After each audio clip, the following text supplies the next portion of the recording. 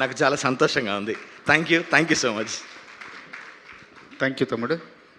పెద్దలందరికీ నమస్కారం.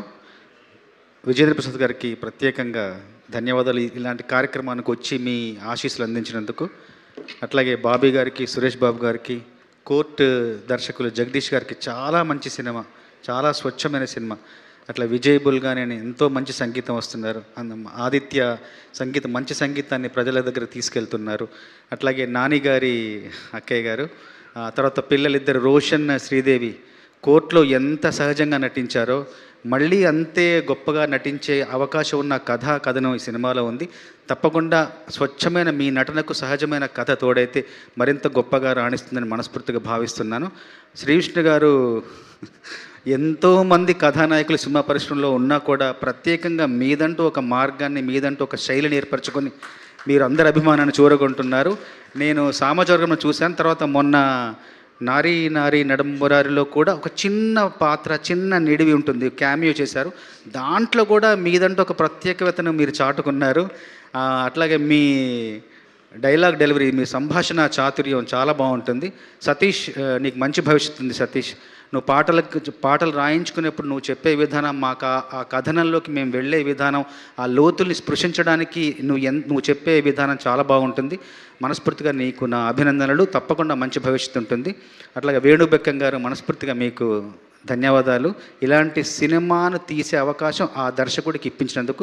కోన గారు, ఇప్పుడు తమ్ముడు చెప్పినట్టుగా ప్రచారం, ఎంత పెద్ద సినిమా అయినా, ఎంత చిన్న సినిమా, ప్రచారం లేకుంటే సినిమా లేదు, ప్రజల దగ్గరికి వెళ్ళట్లేదు. మీరు ఈ సినిమాకు చేసిన ప్రచారం ఎంత గొప్పగా ఉందంటే సినిమా చరిత్రలో ప్రచారానికి ఇది ఒక ఉదాహరణలాగా ఉంది. అయితే ఒకటి ప్రచారం ఎంత చేసినా కూడా సినిమా చేరువవుతుంది, కానీ అందులో ప్రతిభా నైపుణ్యాలు ఉంటేనే సినిమా గొప్పగా ఉంటుంది. అందులో ఈ సినిమాలో ఆ ప్రతిభా నైపుణ్యాలకు ఎలాంటి కొదవలేదు.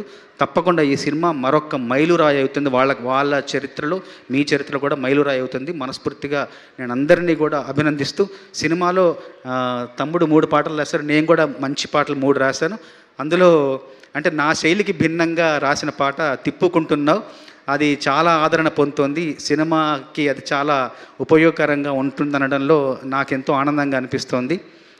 కళ్ళే ఎగరేస్తుంటావు, అంతలో పళ్ళే నూరుతూ ఉంటావు, అల్లరి చేస్తూ ఉంటావు, ఇంతలో సల్లని మాటలు చెబుతావు, అందరికంటే సిన్ని మొల్లిలా అలిగే నూగూసుంటావు, సందే దొరికితే పెద్ద మనిషిలా పెత్తనమే చేస్తుంటావు, ఎన్నో ఏషాలేసి దీపం చుట్టూ పురుగును చేసి తిప్పుకుంటానవు నన్నే నీ చుట్టూ తిప్పుకుంటానవు, మంచం చుట్టూ దోమ లెక్క, బెల్లం చుట్టూ ఈగ లెక్క, గుడి చుట్టూ భక్తుని లెక్క, బారు చుట్టూ దాగబోతు లెక్క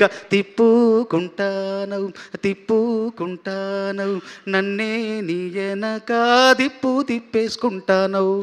తర్వాత ఇందులో రామ్ మీరియల్ గారు పాడిన పాట కూడా నాకు చాలా ఇష్టం. అందులో లొందాలున్నా బొందాలున్నా నేనే ఎల్లే సడకు, ముందరికే పోతుంటాను రానే రాదు ఫరకు, ఇచ్చేవాళ్ళు ఇస్తుంటారు గడికొక్క జరుకు, చచ్చిపోయే కర్మేం లేదు చేసుకుందాం వరకు, రాజమ్మో ఇడిసిపోయింది రో రాజమ్మో పొడిసిపోయిందిరో, నన్నింకా మరిసిపోయిందిరో, నా గుండె ఇరిసిపోయిందిరో. రాజమ్మ పోతే వాళ్ళ జేజమ్మ అనుకునే రోజుల్లో రాజమ్మనే ఎందుకు కావాలనుకున్నారో ఈ సినిమాలోని ఆ గాఢత చెప్తుంది. తప్పకుండా ఈ సినిమా అందరికీ నచ్చుతుంది, మీకు మరింత గొప్ప భవిష్యత్తు ఉంటుందని మనస్ఫూర్తిగా కోరుకుంటూ ముగిస్తున్నాను. ఆ మ్యూజిక్ ఇన్స్ట్రుమెంట్ ఏమైనా ఒకసారి మీరు ఈ పాట వద్దులేండి. అట్లాగే ఈ సినిమాలో నటించిన యోగిత గారు, తర్వాత ఏవిఎస్ గారు, శాంతి గారు, ఏవిఎస్ గారు కూతురు ఆవిడ, మీ ఇద్దరు కూడా ఉజ్వలమైన భవిష్యత్తు ఉంటుందని కోరుకుంటున్నాను. Thank you so much Chandrabose garu, and అలాగే thank you so much Kasarashyam garu. Yes, and ఇప్పుడు